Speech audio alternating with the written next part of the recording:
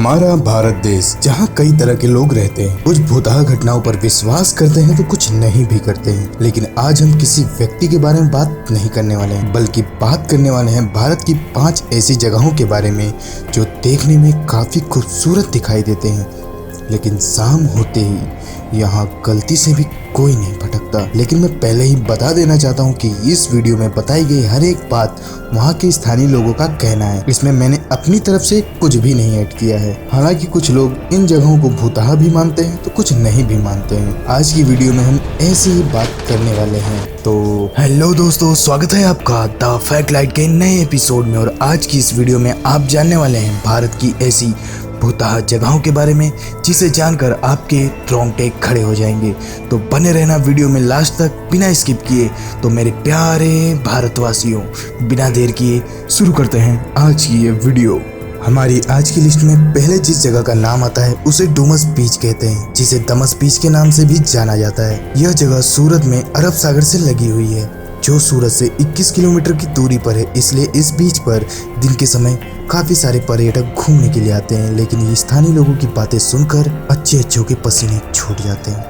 लेकिन ये बीच 2 चीजों के लिए इंटरनेट पे बहुत फेमस है। पहला, जैसे कि आमतौर पर बीचों की रेत सफेद होती है, पर डुमस बीच की रेतें काली हैं। और दूसरा, टाइटल और थंबनेल देखकर आपको तो पता ही चल गया होगा। लोगों का यह मानना है कि सदियों पहले से यहाँ भूत प्रेतों ने अपनी जगह बना ली है, इसलिए यहाँ की रेत काली है। इस बीच पर दिन के समय चहल पहल बनी रहती है, पर सूर्यास्त होने के बाद अगर आप इस बीच पर गए तो आपको चीखने चिल्लाने की आवाजें सुनाई देंगी। लेकिन हाँ, ये एक बात जरूर है कि इस बीच से लगा हुआ शवग्रह यानी शमशान ग्रह है। यहाँ पर लाशें जलाई जाती हैं और लोग यह भी कहते हैं कि कभी डुमस बीच का उपयोग हिंदुओं को दफनाने के लिए किया गया था, जिससे उनकी आत्मा इस बीच पर भटकती रहती है। लेकिन कई लोग का यह भी मानना है कि यहाँ के स्थानीय लोगों ने काफी अंधविश्वास फैला रखा है, जिससे इंसान ना चाहते हुए भी डर जाता है।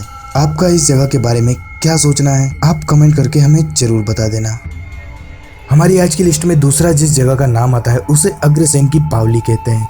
यह दिल्ली की सबसे खूबसूरत जगह यानी कॉनॉट पैलेस के हैली रोड में स्थित है, जो 60 मीटर लंबा और 15 मीटर ऊंचा एक कुआं है, जिसे 14वीं शताब्दी में अग्रवाल समाज के महाराजा अग्रसेन ने बनवाया था। इसलिए इसे अग्रसेन की बावली के नाम से जाना जाता है। हमारे देश की सबसे डरावनी जगहों की लिस्ट में इसका भी नाम जरूर आता है। इस बावली के एकदम शांत वातावरण में जब अचानक कबूतरों के गुट्टरगू और चमगादड़ों की चीखने की आवाज आती है तो अच्छों के पसीने छूट जाते हैं। कुछ साल पहले इस जगह के बारे में ज्यादा लोग नहीं जानते थे, लेकिन आमिर खान की फिल्म पीके की शूटिंग के बाद लोग यहाँ आने जाने लगे। कुछ लोग यहाँ के शांत वातावरण में किताबें पढ़ने के लिए आते हैं। इस बावली के कई ऐसे अनसुलझे रहस्य हैं जो आज भी रहस्य हैं। बावली अभी तो सूखा है, लेकिन कहा जाता है कि किसी समय एक विशेष काले पानी से भरा हुआ था, जो लोगों को सम्मोहित करके आत्महत्या करने के लिए उकसाता था। हमारी आज की लिस्ट में अगली जिस जगह का नाम आता है उसे जमाली कमाली मस्जिद के नाम से जाना जाता है। यह मस्जिद महरौली जैविक पार्क के नज़दीक है, जो कि कुतुब मीनार के प्रवेश द्वार से 500 मीटर की दूरी पर है। बहुत कम लोग ही इस जगह के बारे में जानते हैं, जो कि मुगल काल में यह कुतुब मीनार से भी ज़्यादा प्रसिद्ध था।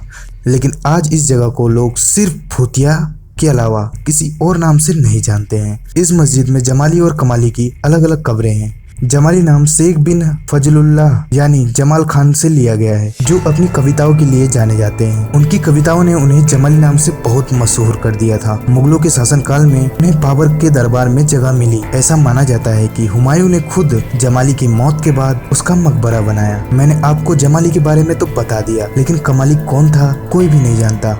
मैं क्या, इतिहास में भी इसके बारे में कुछ भी नहीं लिखा है कि वे कौन थे, दूसरे कवि थे या जमाली के शिष्य थे, कोई कुछ भी नहीं जानता। लेकिन कमाली की कब्र है, ये सबको पता है। इस जमाली कमाली मस्जिद के बारे में कई बातें प्रसिद्ध है कि जमाली कमाली की रूहें जिनों के साथ रहती हैं। कुछ लोगों का तो यह भी मानना है कि रात को यहाँ बिजली कड़कने, जानवरों के चिल्लाने और अदृश्य परछाइयों को देखा गया है, जैसे कि कोई नजदीक खड़ा है और आप उसे देख नहीं पा रहे। यहाँ पर रात के समय चलने वाली हवाएं इस जगह को और भी ज्यादा डरावनी बना देती है। लेकिन इस मस्जिद की रखवाली करने वाले चौकीदार ने भूतों और जिनों के होने को नकार दिया है। लेकिन यह जगह प्रसिद्ध होने की जगह इन कहानियों के चलते और भी डरावनी हो गई है।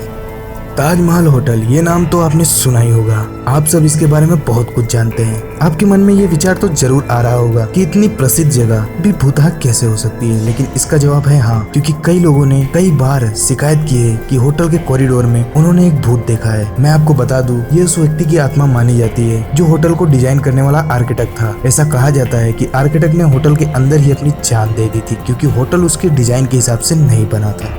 हमारी आज की लिस्ट में अगला और आखिरी जिस जगह का नाम आता है उसे लंबी देहर माइन या मौत की खदान के नाम से भी जाना जाता है। यह मसूरी के पास मौजूद है, जो माल रोड से लगभग 10 किलोमीटर की दूरी पर है। आप निजी वाहन या प्राइवेट टैक्सी के द्वारा भी वहां पहुंच सकते हैं। मसूरी का नजदीकी रेलवे स्टेशन देहरादून है। ये तो रही वहां तक पहुंचने की बात। अब आते हैं अपने मेन टॉपिक यानी उसके इतिहास पर। ऐसा कहा जाता है कि 90 के दशक यानी 1990 के दशक में यह खदान बड़े हादसे का शिकार हो गई थी, जिसके कारण यहाँ काम करने वाले लगभग 50,000 से भी ज्यादा मजदूरों की मौत हो गई थी। दरअसल चूना पत्थर की वजह से यहाँ के मजदूर पहले फेफड़ों की बीमारी के शिकार हुए, फिर उन्हें खून की उल्टियां होनी शुरू हो गई। इसके बाद 50,000 से भी ज्यादा मजदूर तड़प तड़प कर मर गए। कई लोगों का कहना है कि वो लोग जलकर मरे थे, लेकिन यह बात तो सच है कि वहाँ इतने सारे मजदूरों की मौत हो गई थी और यह भारत के सबसे बड़े हादसों में गिना जाता है। जिसके बाद यह जगह एकदम वीरान पड़ी है, जहाँ फिर कभी खदान का काम शुरू नहीं हुआ। यहाँ शाम के समय कोई भी भूल से भी नहीं भटकता। स्थानीय लोगों का कहना है कि यहाँ रात के समय चीखने चिल्लाने की आवाजें सुनाई देती हैं और कुछ लोगों का यह भी कहना है कि यहाँ रात में कई चुड़ैलें भी खदान के आसपास भटकती रहती हैं। इसलिए यहाँ से गुजरने वाली गाड़ियों का अक्सर एक्सीडेंट हो ही जाता है। और कई लोगों का यह भी कहना है, कौन है ये लोग,